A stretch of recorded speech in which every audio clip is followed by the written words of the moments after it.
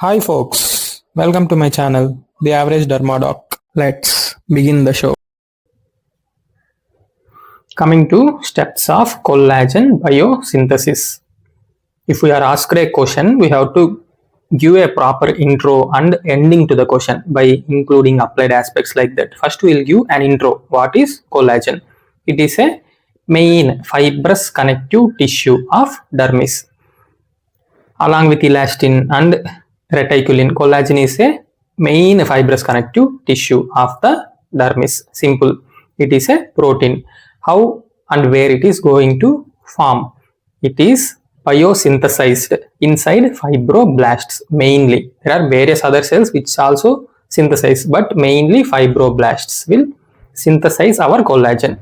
We will see what are the steps in its biosynthesis. Basically, collagen is a protein. Protein means a combination of millions of amino acids. Every third amino acid in collagen is glycine, which is constant.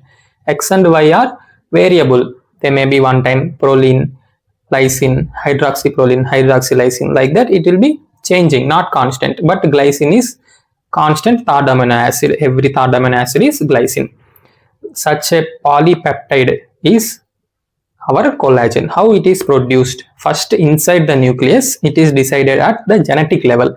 DNA will get converted to messenger RNA. It is nothing but transcription which occurs in nucleus. Now this messenger RNA which contains the message to form collagen, it will have all the required things to form precursor of collagen, that is pre-procollagen, which are nothing but individual pro-alpha chains synthesized in rough endoplasmic reticulum. RNA to resultant protein is called translation, which occurs in rough endoplasmic reticulum. In rough endoplasmic reticulum, after translation, two main steps will occur. Those are called post-translational modifications. After translation, post-translational modifications. This precursor of collagen, which is pre-procollagen, undergoes hydroxylation first via hydroxylases, which requires vitamin C, oxygen and iron. If proline hydroxylase acts on proline, it gets converted to hydroxyproline. If lysine hydroxylase acts on lysine, it gets converted to hydroxylysine. What is the importance of this hydroxylation? Means it leads to the formation of a stable covalent cross links and stabilization of triple helical structure. These individual alpha chains will form a triple helical structure. To stabilize that, our hydroxylation is important.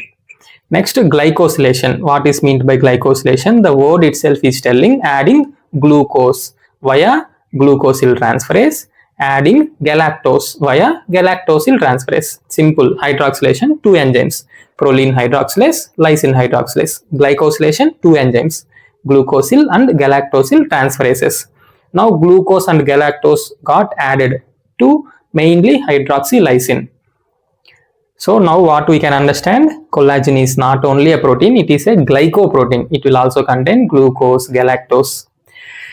Now after hydroxylation, glycosylation, within the meantime, parallelly, three pro-alpha chains, 1 alpha chain, 2 alpha chain, 3 pro-alpha chains assemble into a trimeric molecule and intertwine around each other. Same, this trimeric molecule will intertwine around each other. 1, 2, 3 pro-alpha chains. After intertwining, because of hydrogen bonds and disulfide bonds, which are intra and interchain bonds, ultimately results in the formation of procollagen. Now it is no more a precursor of collagen, it is a procollagen which has got its triple helix structure because of intrachain and interchain hydrogen and disulfide bonds.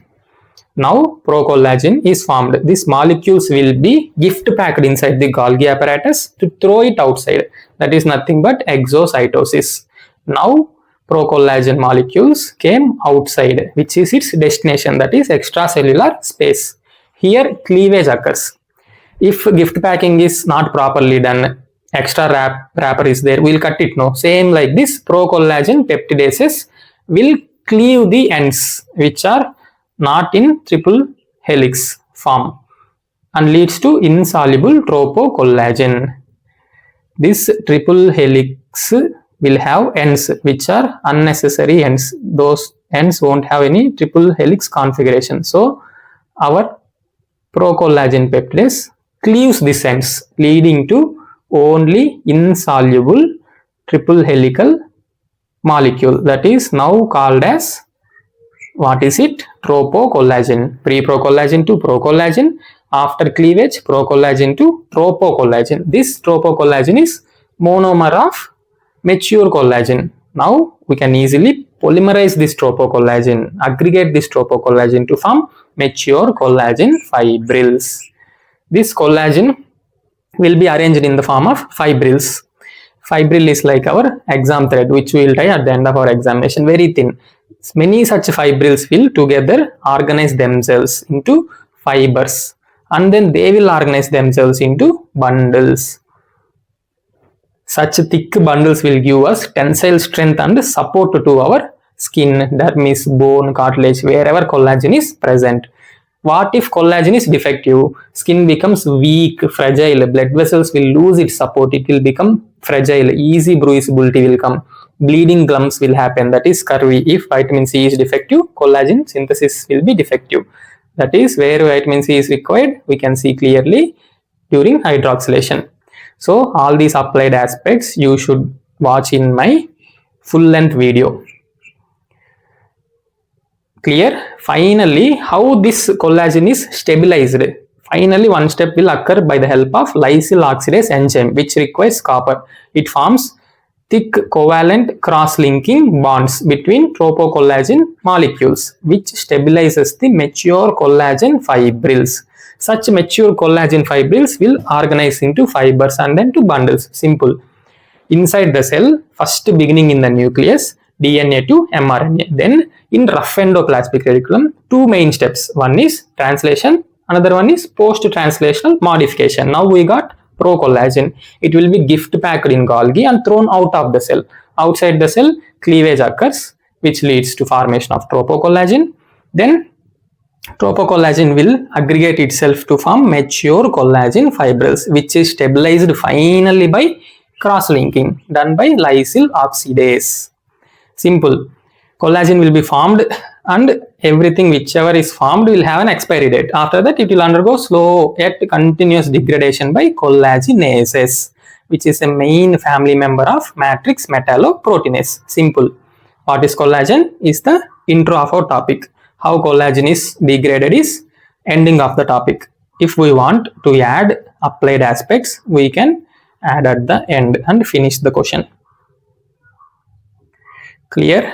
Remember the channel name. Don't forget to like, share and subscribe. Thank you. Hasta la vista. До свидания.